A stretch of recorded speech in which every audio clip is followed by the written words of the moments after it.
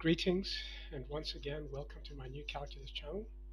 My name is John Gabriel, and in this podcast that you'll be listening to, um, you'll get to know about the differences between the new calculus and the mainstream calculus, or at least some of them, and a perspective from the viewpoint of Richard Price, who is the CEO of Academia.edu.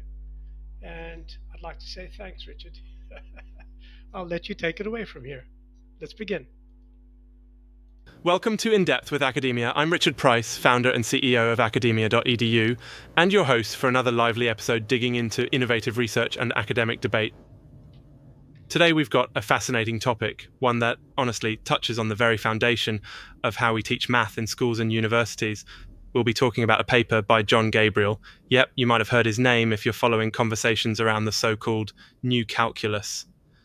Is it time for a major shake-up in how we learn calculus, or are the tried and true mainstream methods still best? That's what we're here to explore. Now, a quick reminder, I'm presenting the ideas in this paper neutrally. Academic research is about exploring, questioning, sometimes disagreeing, but always keeping an open mind. So, let's jump in. So, what's the core problem at the heart of John Gabriel's paper? It's a big one. Basically, Gabriel argues that mainstream calculus, the stuff most of us learned in high school or college, rests on shaky foundations. He claims that confusing concepts like infinity, infinitesimals, and let's call it circular limit theory, make the curriculum not only hard to grasp, but, according to him, fundamentally flawed. That's quite a statement. He suggests that most people never truly master calculus, spending years wrestling with the abstractions only to come out the other side still feeling, I don't know, lost, or like they're just following recipes instead of really getting it. So here's where it gets interesting. Gabriel proposes what he calls the new calculus. This approach, so he says, is built 100% on sound geometry, no infinity, no infinitesimals. Instead, everything, according to Gabriel, flows from simple geometric principles we can visualize, think points, lines, shapes, making the hard stuff more concrete and, I guess, more relatable. He says that this new calculus avoids all those abstract, ill-formed ideas that tend to trip students up. The big promise is that it'll allow learners to pick up calculus much more quickly and maybe actually understand what they're doing. Imagine that, seeing calculus not as some mysterious black box, but as a logical visual process. How does Gabriel make his case? The paper contrasts the mainstream calculus and the new calculus in a kind of dialogue, almost like a debate. He keeps pushing the mainstream view on its difficulties, and the response is, well, focus on how mainstream calculus, while somewhat awkward or tricky, has enabled huge progress in science and technology and has tons of support materials and teachers behind it. There's a kind of back and forth, classic academic debate, nothing wrong with that. And again, I'm just relaying what's in the paper, not advocating for one side. But what tangible points come out of Gabriel's argument? First, he says the new calculus lets people learn the key ideas faster because the concepts are simpler, rooted in tangible geometry, and don't require the mental gymnastics of, say, dealing with infinity. Second, he argues that the new calculus covers all, and maybe more, of the applications mainstream calculus does.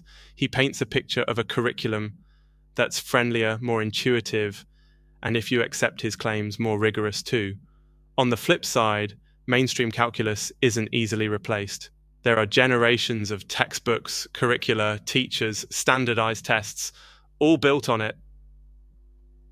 It's a global language at this point, so switching over would take, a lot of buy-in, wouldn't it? Honestly, this reminds me of how when people try to switch from QWERTY keyboards to those other keyboard layouts promising faster typing, Dvorak or something, it always sounds amazing, but inertia keeps the old ways alive. Anyway, here's the real meat for you, our listener. If you're a student, a teacher, or just someone relearning calculus for fun, what does this mean? Well, the takeaway is that math is not static. The theories you learn in school, especially complicated ones, were made by people, debated, refined, sometimes challenged. Gabriel's paper is a call to keep questioning whether there might be better ways, even for topics as settled as calculus. Even if you stick with mainstream calculus, maybe trying to ground abstract concepts in something visual or geometric could make learning easier. But, and this is so important, no one paper, no matter how passionate or persuasive, overturns all previous knowledge. Academic research, including Gabriel's, offers fresh perspectives, but it's up to us to examine, test, and reflect, right? There's room for new voices and for the wisdom built over centuries. All right, that brings us to the end of today's In Depth with Academia. Very well, so that's pretty much it. And hope you enjoyed that little podcast by Richard Price. It's actually an AI, not Price himself. So I don't entirely agree with everything he says, but he does make a few good points about keeping an open mind. Okay, and yes, there has been a lot of progress in science and technology, but it's not because of the fact that mainstream calculus has been formulated correctly. Not at all. It's so because the results of mainstream calculus are generally correct.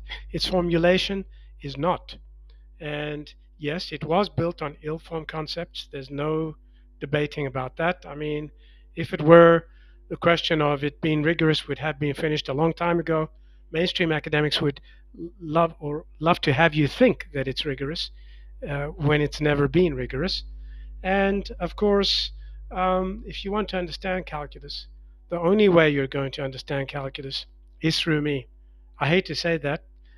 Richard's wrong there, but I am the way for you to understand calculus. There is no other way. No human being in history has understood calculus as well as I do.